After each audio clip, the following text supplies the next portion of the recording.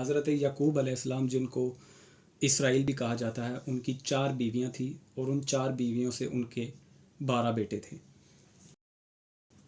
حضرت یعقوب کی بیویوں کے نام: لیا، راحل، لیا کی لونڈی زلفا، راحل کی لونڈی بلہا۔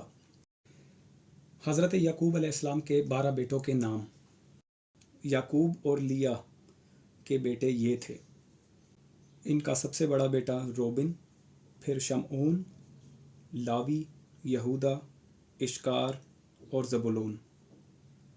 لیا کی لونڈی زلفا کے 2 بیٹے تھے: جد اور آشر۔ راحل کے 2 بیٹے تھے: یوسف اور بنیامین۔ راحل کی لونڈی بلہا کے 2 بیٹے تھے: دان اور نفتالی۔